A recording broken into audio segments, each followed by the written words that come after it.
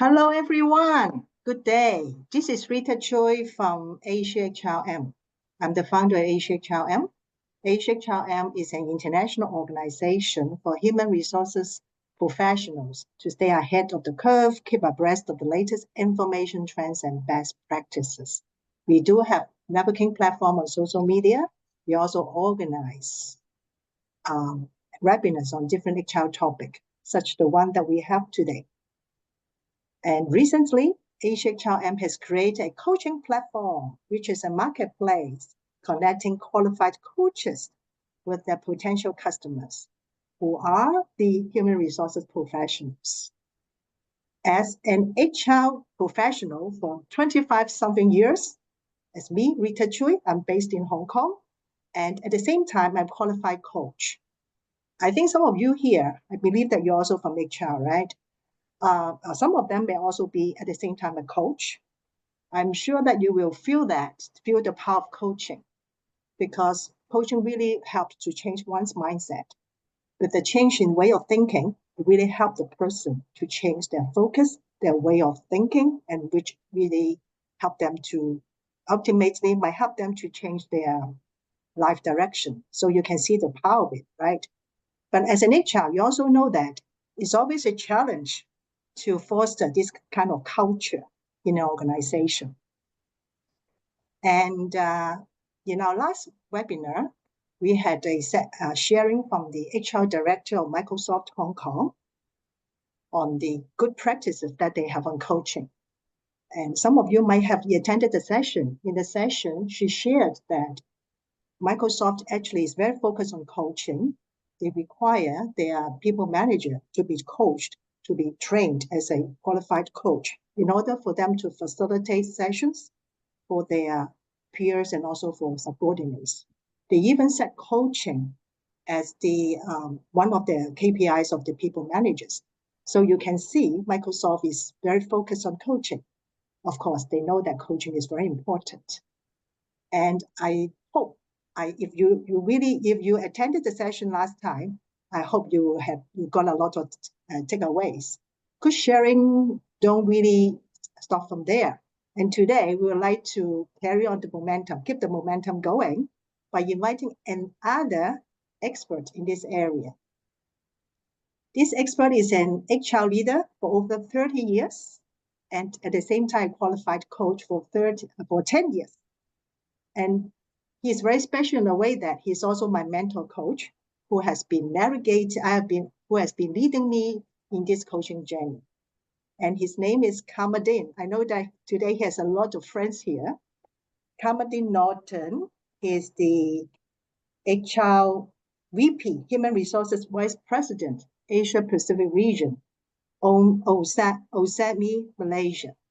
Kamaldin has been in the human resources field for over 30 years, working for different multinational companies. As I mentioned earlier, he's also a qualified coach. I'm so glad that he's going to share with us some of the good practices that he has established in his current organization. So without further ado, I would like to pass the control to Kamaldin. I know that Kamaldin is going to use Slido to receive questions. So Kamaldin, I would like the floor is yours. Thank you, Rita. Thank you. Good afternoon, good morning, good evening, wherever you are. I don't have a chance to look at 39 people actually sign up. Not sure which part of the world that you're in, but anything, it should be good. We are reaching the end of 2024 and looking forward for 2025. When Rita talked to me, hey, Kamaldin, can you share something about leadership and coaching? I said, of course I can do that, but I'm not the expert. Even though Rita continued to say that I'm the expert, I'm not. It's actually, I'm still learning. And I think that I enjoy the journey and will never reach to destination. All right, let's talk about what I'm going to do today. This is the QR code or the Slido number. If you can take the QR code or input the Slido number at slido.com, you will have opportunity to ask question. In fact, here in my video, there is a QR code. Here, actually, you can always snapshot it, but I'm not sure whether my name is covered that or not. I should have put the QR code on the other side so that actually will not cover. But nevertheless, I'll have it every slide, almost every slide that actually you will see the QR code that you can ask question. So I'll be able to see the question. I don't know how many questions I'm going to get, many or little. If little, I probably can cover all. If not, then I'll choose the one that I know the answer. The one that I don't know the answer, I'll give it to Rita, so that Rita will send to you the answer. All right, let's move. Yes, let's move. Yeah. So what is the game plan today? The game plan today, I'll cover this a little bit about what leaders and coaches do. Just a reminder, I'll talk about the new game plan, the 70-20-10, which most of you are very familiar with. What is a meaningful conversation? What drives the motivation? And at the end of the day, at the end, we talk about coaching style and coaching model for those who actually have not had opportunity to do this. If you are a leader and a coach at the same time, this is very novice to you. This is very elementary, but I thought that actually I want to share that so that we can see why it is important.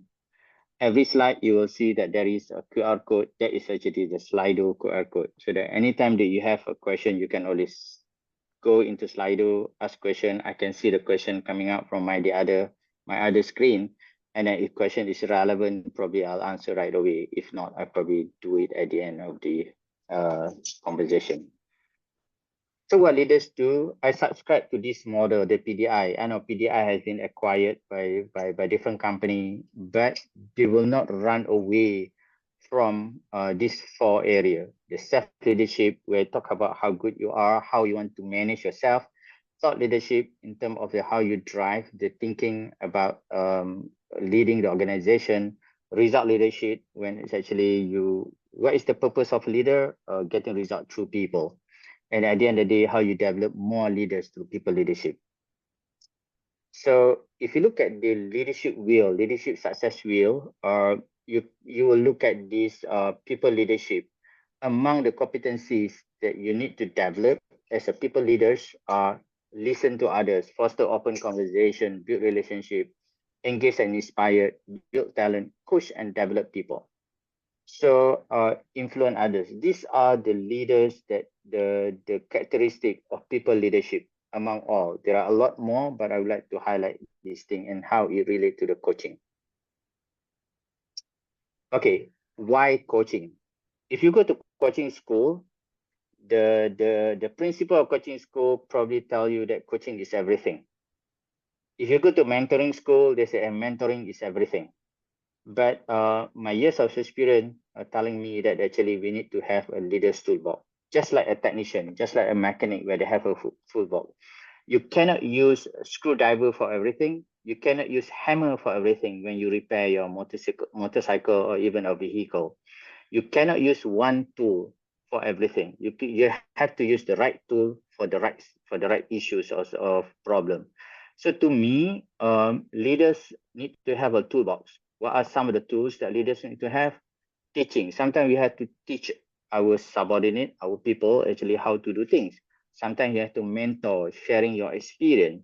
Sometimes you have to coach, where you ask solution, you ask questions to invoke or to increase the awareness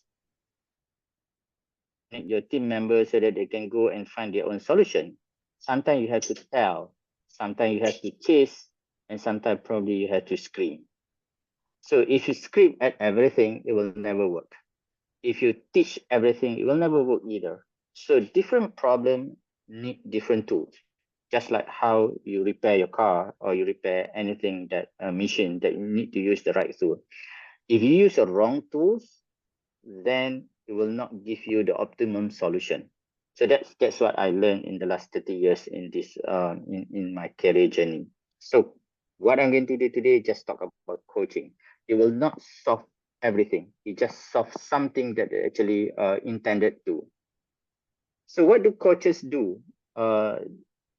People talk about unlocking people potential to maximize their own performance. So what does it mean by unlocking? We actually asking questions. Coaches ask questions. Coaches normally ask difficult questions. Coaches ask questions that create awareness in the gap for the people. And coaches is not subject matter expert. They are just a process expert. So if you are a good coach, you actually can coach a prime minister. You don't have to be good in politics to coach a prime minister. You just need to be good in coaching. If you're a good coach, you know the process. You can coach a general manager, a president of the company, if you really know the tools. So coaches doesn't have to have answers. They need to know the right question to ask. Giving an example, one of my experience is actually there is a director of a company who come and talk to me. Hey, Kamaldin, coach me. I say, okay, what about? You want me to coach you? I've been working late for the last 30 years. I think it's time for me to start.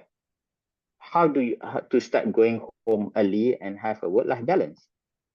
So I say, why you want to have that, Kamaldin? I'm near retirement. I think I want to have work-life balance. I want to go home early. Then I asked her, how long have you been working late? 30 years. So what has changed now that you want to go early? And she struggled to answer me. And I said that, if you have been doing for the last 30 years, why you want to go home early now if you don't have any motive?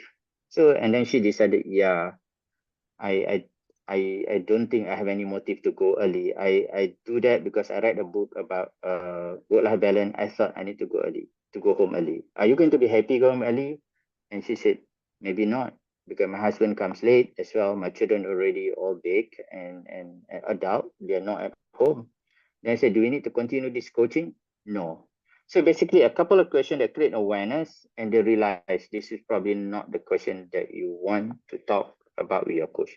So coach, these are 2C that I want to talk in coaching: clarify and challenge. So you clarify why you want to do something, but you have to challenge what actually motivates you to do that thing. If not, the coaching can be very mechanical. You talk about the issues. The best coaches is actually able to coach the person, not the issues. Or in other words, people say that, do you coach the spider or you coach the spider web? You need the web to access to the spider. When you have the spider, you have to coach the spider. If not, you are coaching the issues, and the person continue to come to you. Hey, help me, Kamaldin, whether I should buy a new car or not. Then, hey, help me, Kamaldin, do I need to buy a new house or not? So what is the issue here? The issue is really indecisiveness. How do we help the coachee to be very decisive in what he or she wants to do? So again, do you coach the issue or you coach the person? The best coach is actually coach the person. Oops. All right. What is the purpose of coaching? This is a research by Sherpa Coaching. Sherpa does this or doing this coaching survey once every 4 years. So this year I haven't seen the result of the coaching, but normally they do within 3 to 4 years. One of the good company that just focus in survey of coaching. If you go and try into their website, sherpacoaching.com, you will find some of the previous survey, quite good. So they talk about coaching have moved from performance into development. It used to be previously coaching is really for people actually do not perform. Now you invest in the key talent through coaching because you want this person to continue to be bigger. I mean, to be better and better and better. So if you look at the survey in year 2000, 35%, 32% is all at the higher level. So no longer at the lower level, they're having a performance issue. So now coaching being seen as an investment rather than development cost. It is an investment cost. In fact, if the person in my organization, if the person score a higher rating in the performance, chances do you have a chance to have a coach, either internal or external. Definitely for the key talent, for the successor, they will get an opportunity to have external coaches to coach them, ready for the future job. So coaching has been seen as an elite in my sense actually. If you're good, you get an external coach. An external coach is not cheap. We invest quite a bit of money in external coaches. So I have 49 people. So if you're not coaches yet, it's something that you want to be considered. The amount of money they pay for coaches, I probably regretted to become a HR person, but it's too late for me to jump into it. I met a guy, I think probably about 15, 20 years ago, who actually coaching a very top government servant. And this was like 20 years ago. I'm talking in relation to Malaysia. And I asked him, hey, how much do people pay you per session? This is 20 years amount. I said, not much, Kamaldin. This government are very stingy. I said, how much? 40,000 ringgit per session. 40. 20 years ago, I don't know the market right now. I refuse to go to the market and ask because I don't want to regret. 40,000 ringgit per session. How long is per session? 1.5 hours. And what do? Ask question. Not even an answer. No, I don't know the answer. I just ask question. Imagine a career of asking question get 40,000 ringgit 20 years ago. If you look at the inflation rate, it's probably equivalent 150 to 180,000 per session. And I asked him, how many sessions do you get? Oh, not much. He only get 40 sessions, 40. Then I go back and put my hand on my head and say, why on earth did I become a HR guy? Why on earth I don't know this coaching, right? Invoke an interest in me that I started to understand what is, so try to do and certification, be certified, but I don't earn. Honestly, I swear by my God name, I did not earn 40,000 ringgit even per session. I'm not. But that's the potential that we have. I hired some of the international certified coaches.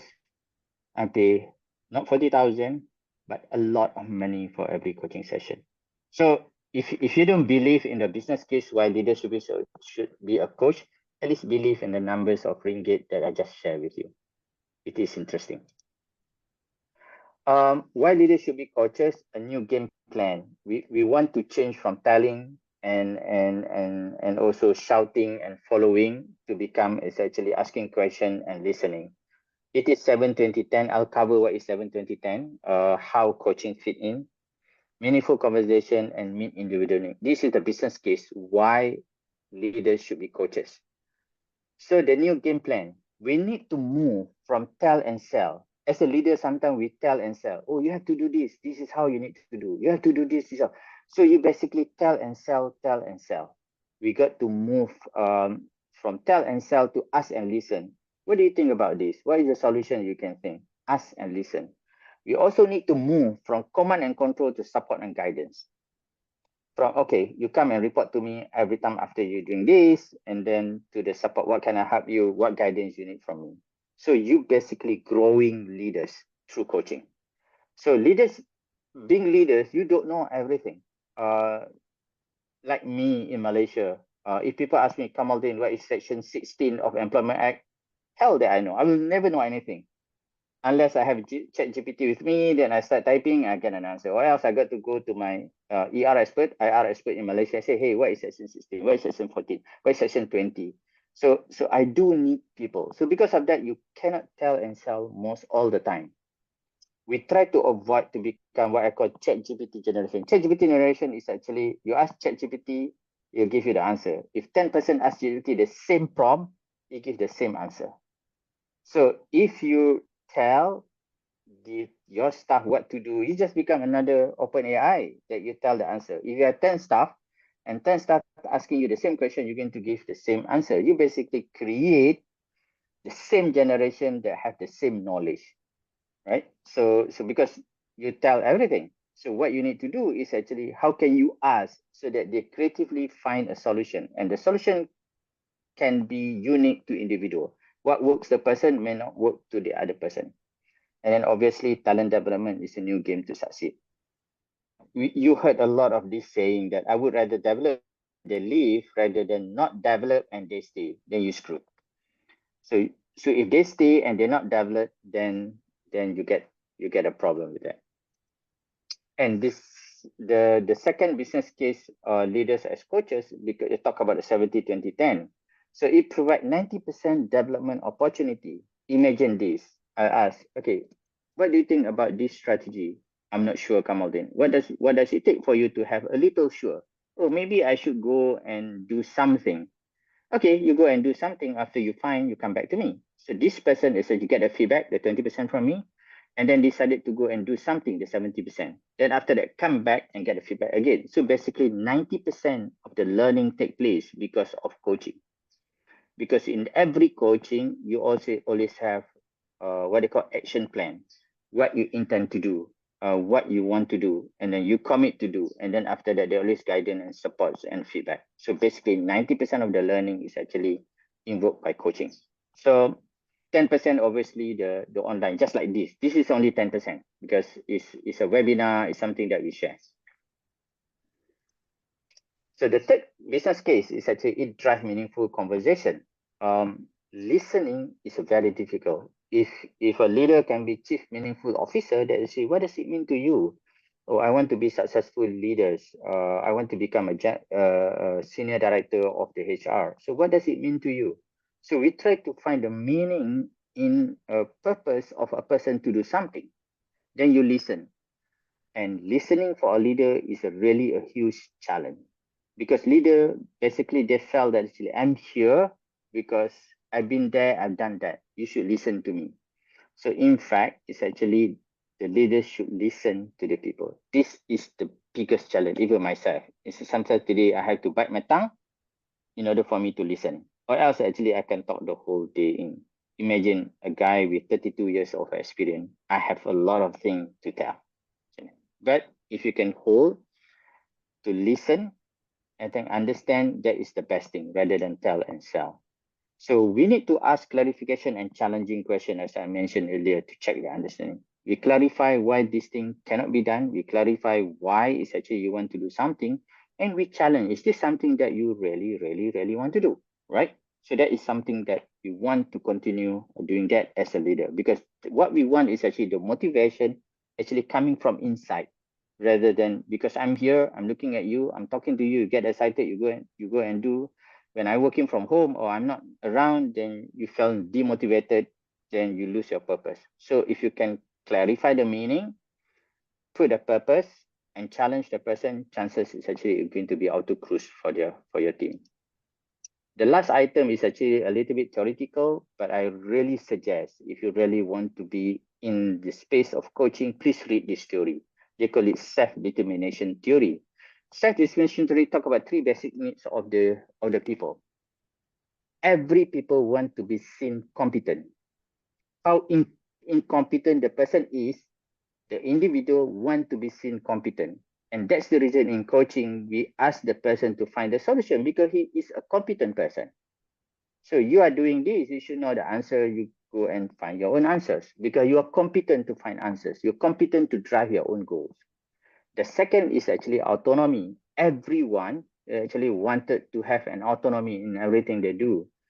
They actually don't really like to have a boss. They believe that actually if I grow in an organization, I can do what I want. So instead of waiting to grow in an organization, they can do what they want. It's actually, they have the autonomy to decide what they want.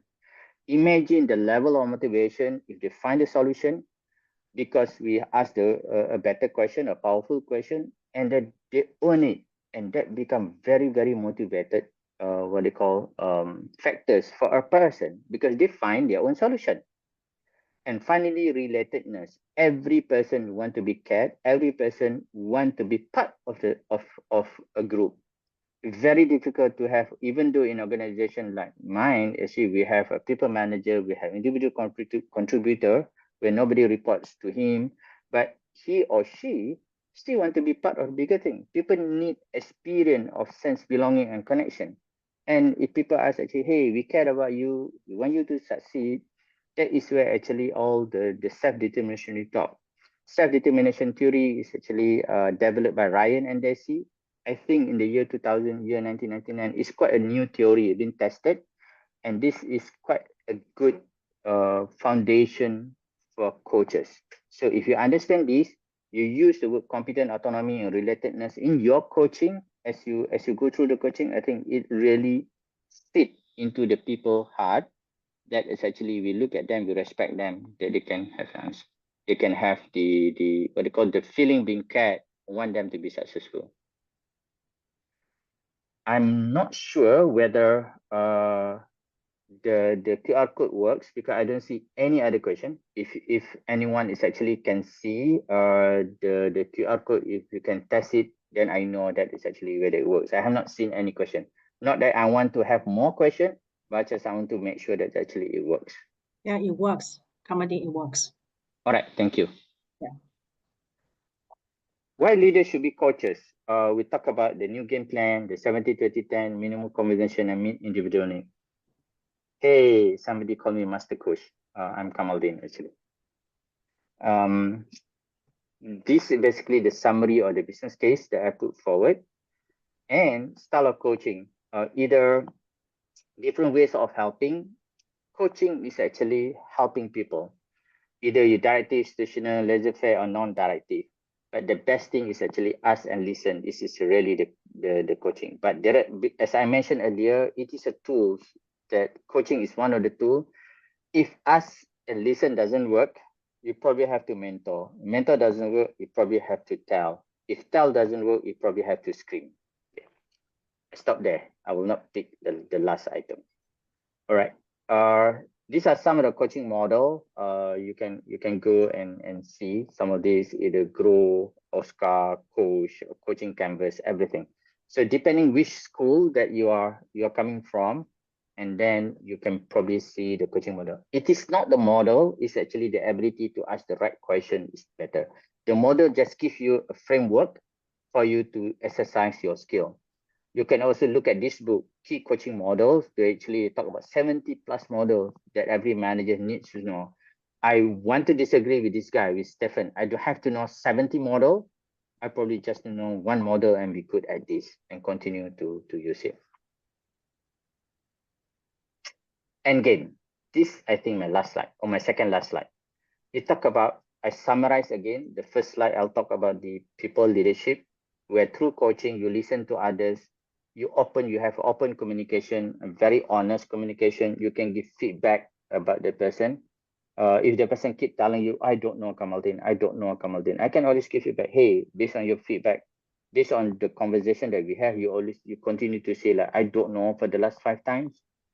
If you continue to tell you don't know, how do we proceed in our coaching? Then you put a question. If the person say, I don't know again, then I will ask, do you really want to be coached? Or you need a mentoring? So those are an open communication. You build relationship because normally coaching start with the first, we call it chemistry or connection. See whether the person really likes you or whether you really like the person. So normally for the paid coaches, the first session normally we don't pay. We don't charge because we wanted to see whether the person really want to be coached or the person being sent by the manager to be coached, right? Or the coachee look at you and say that, oh, this is just like my ex. I don't think I want to see him or her every other week or every month. So those are just so many things that during the chemistry session that you need to understand whether the coaching should take place or not. We engage, we inspired when the person really able to come up with a solution. We say good words, we inspire him to continue doing that. So coaching also built the talent pool because they start seeing their potential. They start seeing potential. I'll give you an example. I met a coachee who said that I worry that what people will say if I continue to work this way. So the first question I asked, how many people have saying this to you? And they realized, nobody. So basically the person has this self-limiting belief that he felt that people is watching him or her and saying something bad if he continue to do this. We coach and develop people and influence others through our question. Let me see. This is my last slide. This is really my last slide. The end game coaching is a profession of helping. So the best people that are those that actually bring the most benefit to the rest of mankind. When you're able to help somebody and you see this person growing, grow either professionally or personally, that's what makes coaches actually sleep at night. Beside the 40,000 per session that you get, or probably 180,000 today per session that you get. With that, it's actually, you can connect with me in my LinkedIn if you tell, I write. I'm not really a good writer. I write probably like per year, like once a month. Some on coaching, some on other thing, and that's about it. So I see some question coming in. Let me see. You can. Rita, do you want to do something, or I start doing the question? Rita. Yeah, you start doing the question. It's okay. You start doing the okay. questions. Yeah. Yeah, I meet my goal to present less than 30 minutes. So I think I'll present like 20, 25 minutes. What's energy meaning in the coaching model? How to evaluate the energy?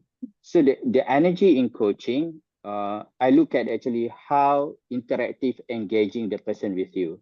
The body language, everything actually means a lot. The person really have a lot of energy during the coaching. The person is very attentive, listen to you, very detailed, encourage, very encouraging in answering questions. That's how I monitor the energy during the coaching. So if not, if the person just lay back, I don't know, Kamaldin, I'm not sure. I probably sometimes we say that, do you need a rest? Do you need for us to reschedule so that you come back fresh? So I encourage my coachee not to have, if possible, have like an hour break before the coaching session. Not back to back and coming in with a lot of things, sandbagging behind, not sandbagging, a lot of things that he carry, baggage that he carry or she carry during the coaching. So bringing energy into the coaching is important for us as a coach and also as a coachee. If you having lacking of energy, it's very difficult for you to really coach a person. You are not motivated, you are not engaging. So you're waiting for the person to actually say, oh, that's about all that I have today. So that's what I understand about energy. Next question, what need to be prepared, ready for young HR who wish to become a coach? Can you give an advice? Go to coaching school. Go to your boss and tell boss, give me money, I go to coaching school. Because coaching, I realize that you can be self-taught, but it's very difficult because you don't see what you're doing. You need a coaching school to tell you the model, the process, and then as you practice, there always a supervisor who tell you, good question, bad question, good question, bad question. I meet Rita every 2 weeks. And Rita know that. I always tell Rita, this is good question, this is bad question. This is good question, this is bad question. Yeah. So Rita will send to me the recording so that I review recording every 2 weeks. And I tell Rita, this is a very good question, but you miss this elephant in the room. This is a huge opportunity for you to catch, but you miss it. So that's actually how you need to be good in coaching. But of course, for a young talent, go to school. You have to go to school. I went to school at a very late age. I wish I know it when you are young, when I'm still young. But young is just a number, right? You feel young, you always feel young. Thanks, Kamaldin, for sharing my question. What is key thing to have a successful coaching session? Meet the coachee goal. Coaching session belongs to the coachee, not belongs to you. The agenda belongs to coachee, not belongs to you. A successful coaching session when the coachee tell you, thank you, coach, thank you. And now I realize, I see, I have the awareness. That is a very successful coaching session. Be cautious about the way that you ask, because the way that you ask sometimes is a leading question, is what you want. So listen and ask based on the feedback that given by the coachee. It got to be a coachee goals, never a coach goal. That is successful coaching session. Another measurement I always measure, who speak the most. If in a coaching session of 1 hour, 1.5 hours, coach should actually probably 30% the most speak. You ask short and sharp questions. If you tell more, then it's not a coaching session. If you work harder than the coachee, then it become a mentoring session. Does mentoring bad? No, it's not bad. It's good, but it's just not coaching. Successful is actually check who actually worked the hardest. If you're a coachee, you find a coach that speak the most of the time he or she speak, then you know that that's a mentoring coach session, not a coaching session. In your 30-year experience in coaching journey, what coaching model that works for you? I'm only 10 years in coaching, 30 years as HR person. So I came from a corporate coach academy using the 10 C's. The 10 C because it's easy for me. I know grow is simpler, but I like the 10 C. Why do I like the 10 C? Because there are clarification and there is challenge. So it started with the connecting. The first C, I connect with you whether it's right, whether you are the right person that I want to coach, whether I am the best coach that you want to be coached. So basically the chemistry session. Then I'll talk about contract. What do you really want to do in this coaching session? Then clarify and challenge, clarify and challenge, clarify and challenge. I spend about 60% of my time during coaching is clarify and challenge. Before I go into the action plan, I call it co-creation, everything. But the biggest challenge in coaching is actually clarify and challenge. Why do you really want to do that? Why do you really want to achieve this goal? I heard a recording about a person who wanted to have an ICF credential. So things like, why do you really want an ITF credential? If you're already a good coach, what does it mean to you? Why is so important to you? Can you go without ICF credential? What missing? So this is actually the clarification that we can do. And then we challenge the person. How many hours you have? Oh, I already have potentially 200 hours. And you are good 200 hours without ICF credential. Why you need now? What has changed? So these are all in clarification and challenging stage, which I like the model. So I use the 10C, which is actually owned by the Corporate Coach Academy in Malaysia. I can use Grow as well, but I still like the 10C. So that's the model that I'm using. I learned it about 11 years ago, and I continue to using the model. What are the do and the don't when organization want to start coaching culture? Wow, big question. I started 7 years ago. I still feel that actually I'm not making much progress. The coaching culture is always a journey, not a destination. Never put yourself that actually, hey, 5 years down the road, 3 years down the road, you're going to have a culture. No, it is not. It's going to be tough. It's going to be a journey. The best option is actually when it is a top down. People have no choice but to do it. But the moment the leader goes away, the coaching culture collapses. It's the easiest way, but easy to collapse as well. But if you started from bottom, you started to influence, it probably stays, but longer. In Onsemi Malaysia, I started with HR because that's within my control. Budget within my control, sending people to school is my control, putting into their goal is my control. So I started in HR, and everyone need to have a coach. So giving them a flavor why coaching is important. Slowly we bring it to the business. I spent more than 5,000 hours in terms of coaching school, discussion. But people ask me, Kamaldin, are you successful building a culture? No, I'm not. It's not where I want to be. But at least people understand. This morning I was told that the head of the organization talked to some of my HR colleagues and said, hey, can you find a coach for this guy? I think we need a coach. If this is 7 years ago or 10 years ago, he probably will never think about getting a coach from outside to coach one of his key leaders. So in that sense, I think that, hey, I made some traction. Hey, I made some inroad into this, right?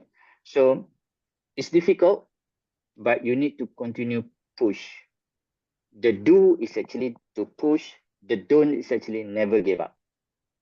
If you continue to push, you don't give up, you definitely will be there. But please, it is not a destination. It's a journey. And enjoy the journey, right? So the journey to nowhere, sometimes people take a cruise just the middle of the road just to enjoy the sunset, the sunrise, everything, just like that. And then you always come back and then go again, pushing. What is the difference between leadership and coaching? I don't know. Leadership to me, if I were to define leadership is actually getting result to people. Or leadership is actually ability of the leader to have courage to face the most difficult or high-stake issues and provide a practical and sustainable result. That is actually the role of the leaders. So in order to do that, coaching become tools. So coaching is one of the tools, leadership tools. That's the difference. Leadership, getting results. How to get the result is the tools that you have. So either the mentoring, coaching, telling, screaming, whatever tools that works actually for you to get the results. So if you are a leader and you're not getting result, then you're not a leader. If you're a leader, you're not developing your talent, you're not a leader. Yeah. So leaders' job, besides getting result, is actually to produce more leaders. How do you produce more leaders if you're not developing your leadership? So coaching, the big difference is coaching is a tool. Leadership is a role. If anyone want to ask live, you just need to stop me or write something. Hey, Kamaldin, stop answering the question so that I can ask. You just let me know. The next question is, can you share an experience case that the coaching did not success and your lesson learned to us? I do have a failure in my coaching. The person came and see that my boss sent me here. So they said that you need to coach me because you are a good coach. I said, okay. So do you want to be coached? Yeah, I want to be coached. But along the line, actually, he doesn't want to be coached. So after 2 sessions, I told him, actually, you waste my time, you waste your time. Do you feel pain? I asked the question, do you feel pain that when you see in your calendar that you're meeting me tomorrow? Yes, Kamaldin. Do you want to continue to have this pain? No, I don't want. Then talk to your managers that you don't want to be coached. So I fail. Because coaching require the other person. Because I'm not going to provide an answer, I'm going to ask questions. So felt that going to the coaching is just like football, the coach tell you how to score a goal. It is not. You need to find your own solution. So when you feel, if you're a coachee, you feel that it is very, very difficult, you're dragging your feet to come to coaching session, then it tells that you do not need a coaching. If you're looking forward, I also have a case in where coachee tell me, Kamaldin, can we do it weekly? I said, no, I don't have time for weekly. No, I feel good. I want to talk to you every week. I said, no, every 2 weeks, not every week. Or sometimes I say that every month because I don't have time to talk about this. So that's tell me the person really want to be coached. Coaching fail when it's actually you lost trust. You as a coach go and tell everyone, hey, I talked to Rita. You know what Rita telling me? Then the coaching fail. Yeah. So if Rita say, Kamaldin, I'm not excited about coaching fail. So sometimes people don't have commitment, coaching fail. In front of coach, they say, yes, I committed, I want to do this. And going back, they don't do, coaching fails. Coaching fail when there is no results. So that's why I say that the first C is chemistry or connecting. You really need to gauge whether the person really needs coaching or whether the person really wants coaching. I think it's important that you know, as a HR person, we have to subject ourselves to understanding who in the company needs coaching or does not need coaching, and also ensure that the ones who say they want coaching are people who are doing it because they want to improve themselves, or rather not just they think that that is going to help them get promoted.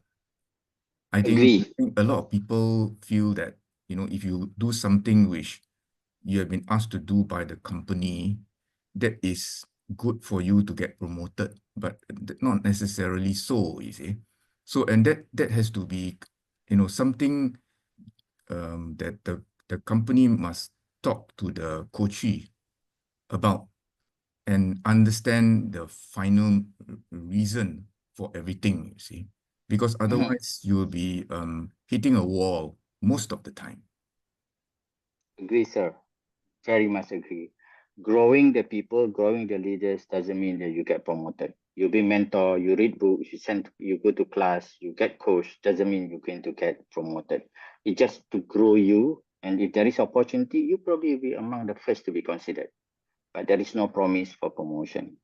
While HR need to understand whether the person needs coaching or not, I would encourage HR to really speak to this person. Do you really need coaching?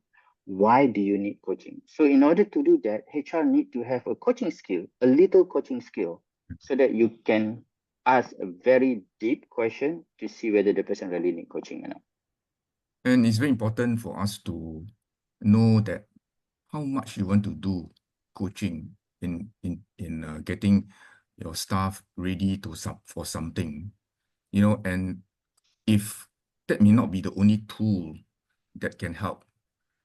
And I think sure that you got to be sure that coaching is a thing that can help them at least succeed in the way that the company also can succeed. I think it's very important because at the end of the day, resources are scarce, and the time of the leader on coaching can be very, very timely, or it can be very strenuous for the leader because the leader would have 10 things to do in order to succeed as a leader. So, and I think that must be clearly identified, and sometimes in companies, we just feel that we want to do this because many companies are doing it. So we need to do it so that we are part of the group of companies. But that not necessarily is really a good thing to do, because each company should be on their own, and they might decide what is good for them. Whether their competitors do it or not, you still have to decide whether it is good for you as an organization. It's not so simple, It's more than what meets the eye. Agree. You do because you know why you do it. You just don't do because other people doing it. And Exactly. I reiterate many times, is coaching is one of the tools, not the only tools. Yeah, you see, the other thing is that because I think that a lot of people on the call are people who are doing regional roles. Okay. Now, when you do regional roles, each country is different. So we have to be really careful in introducing something like coaching and assuming that it is across the board. It need not necessarily be so. It could be very successful in country A, and country B, you don't need to do it because if you do it, it's not going to succeed. So I think that will be difficult for some companies will accept, because why? As a company, you do things as a whole. So these are some of the issues which I think the HR leader will have to face. Okay, and if they are good at it, they will achieve a lot.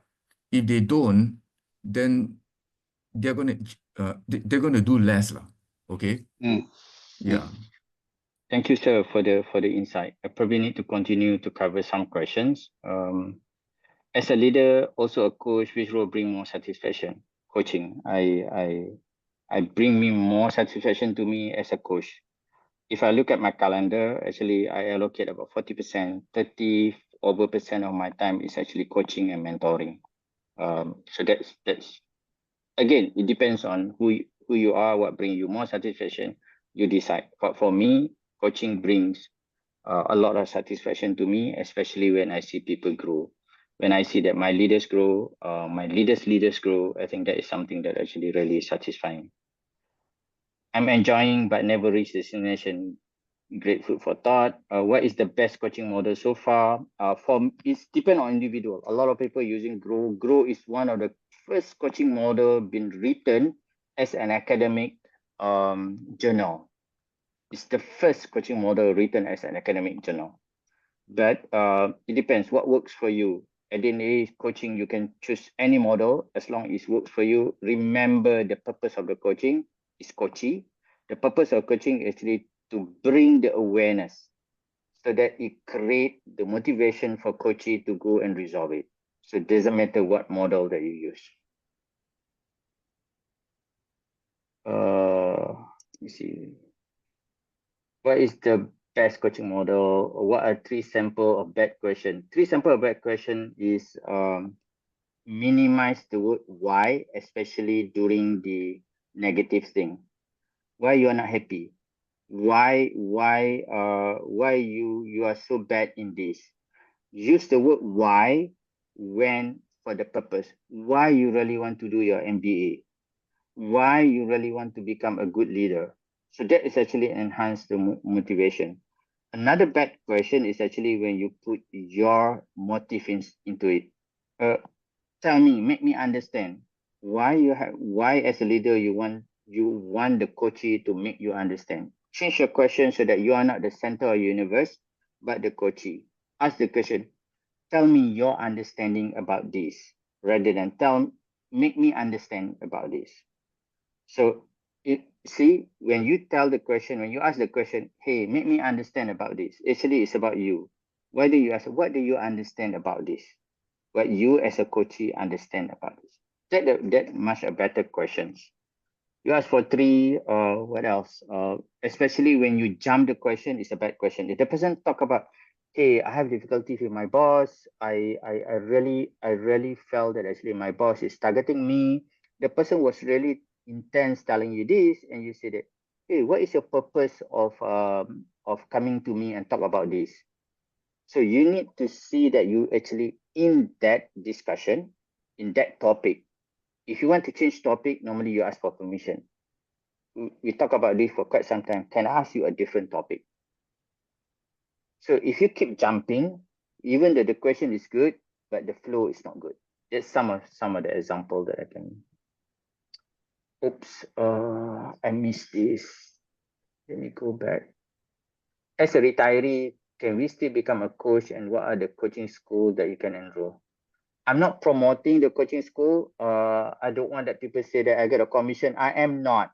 I tell what the coaching school that I went to. I went to Corporate Coach Academy. You can Google and find it. And trust me, they are not paying me a single cent. Even I attend the event, I still have to pay the fee. I get certified from that school, and I believe in that school. Then I get some of my team members to go to the same school as well. Same we get here. some discount because we send some people there, right? Can a retiree become a coach? Of course, you become a coach. Yeah. Sometimes because you retiree, you see bigger thing. And because you're a retiree, you have some experience, and your question probably so much me as compared to the person without experience. So it just matters what you really want in your life. That's true. Very true. Yeah. So at what level does coaching start in organization? Normally, it's only at the top management. No, it doesn't have to. It depends who actually in control. In my organization, I start in HR. I force. First, when you want to start the culture, you force, right? Everybody must have a coach. You must meet every month. Then soon people see the benefit. They say, hey, Kamaldin, can I get your coaching time? Of course, right? So, but normally you have to force in the beginning. But obviously, it's easy if you getting from the top. That is actually everybody have to have a coach. Everybody, this is an investment. This is the money that I put in it. Yeah, that would be easier. How I know that I'm coaching a spider or not the spider web? When you talk about the issue to the person, I give an example. I go to Rita and tell, hey Rita, coach me whether I should buy electric car or I still go for ICE, the internal combustion engine. So if Rita say, hey, what brand that you intend to, which brand, have you studied the brand, which one is good, then it's coaching the issues or the spider web.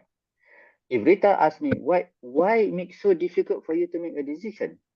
And Rita asked me also, I say, is there any other example in your life that you are in this state, you cannot make a decision?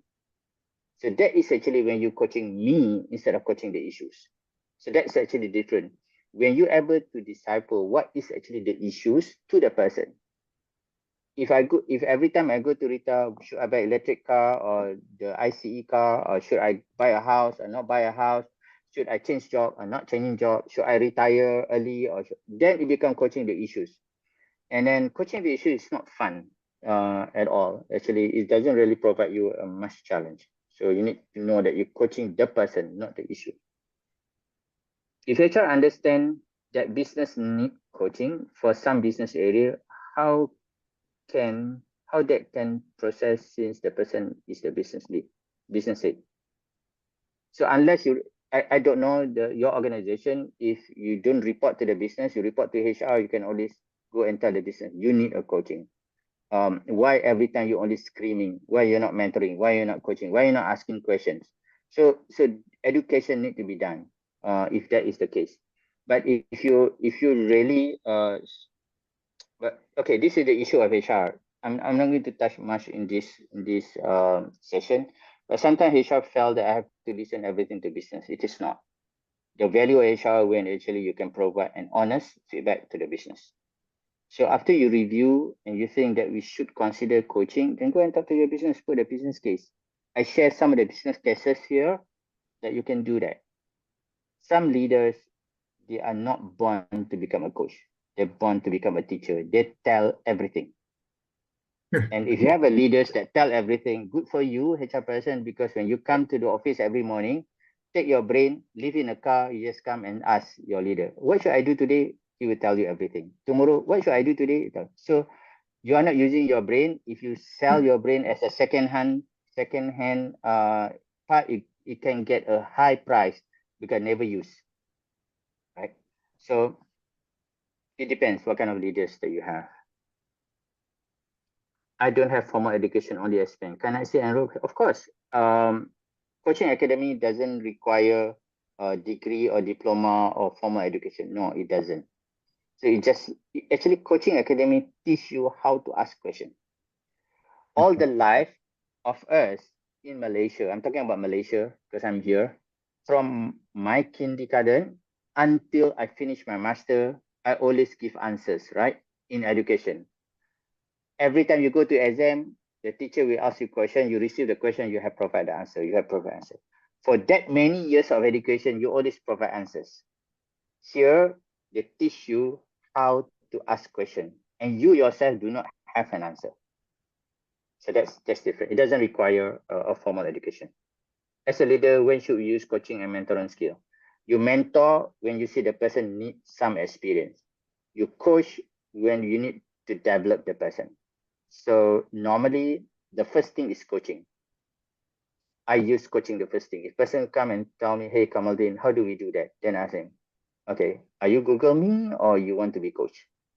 So now they say, are you open chat GPT me or actually you want to be coached? You want to be coached, then actually, what do you think? What's the issue? Why you don't see this issue? What is actually stopping you from provide your solution? So they become a coaching. So I normally coach first, then I mentor, then I screen. So that is a JD level. So if after I coach, I mentor, get a solution, then I screen at you. No, I never team. I think my team members is here. I need to be careful what I say. As a leader, when should we use coaching? Yeah. Is coaching more on asking question and mentoring is advice? Yes, almost there. In nutshell, is that. Yeah. Mentoring is share what you have done before, your experience. Normally mentoring, the mentor normally more experienced than you, but coaching doesn't have to. Yeah. If you are probably 30 years old, you can only coach the PMX if you know the process. If he wants to be coached, right? Yeah. I think that's all I have, and I have 1 minute left. I pass back to Rita. Oh, since you have 1 minute left, so I have a question for you. Yes. So how do you see the role of a leader as coach evolving in the next 5 to 10 years? I think a lot of people will get coached from ChatGPT for the next 5 to 10 years. And the role as a leader become a lot more challenging in terms of asking a very direct and to the point questions. So regardless with all the technology we have, Rita, coaching still there. Coaching is still there. right? People are people, and it become a lot faster because previously without the ChatGPT, people go back and think, look at the material, how do I provide the answer? Today, actually, you can get coached through ChatGPT. If you know how to prompt and you're honest about it, it's actually they can coach you. But you must know how to prompt. So whether the coaching leaders as coaches are going to be, irrelevant, no, it's still relevant. Yeah. And it become more and more important because of the theory that I share with you, that more and more people want to have more autonomy, even at a young age. So coaching will help them to grow even faster. Very nice. Okay, great. So shall we have the most exciting part for today is to take a group picture. So so Kamaldin, would you mind stop sharing? Rita, Yeah. I just received one more question. This is going to be the Okay. last question. Okay. Say I'm being coached right now and I hit my target. Should I continue to be coached next year since my boss will increase my target? Your choice. Coaching is always your choice. Do you want to be at that target only for the next 10 years, or you want to improve your target so you become the better person? So I will not say that you must have a coach, but at the end of the day, you should be wanting to be coached. So your choice.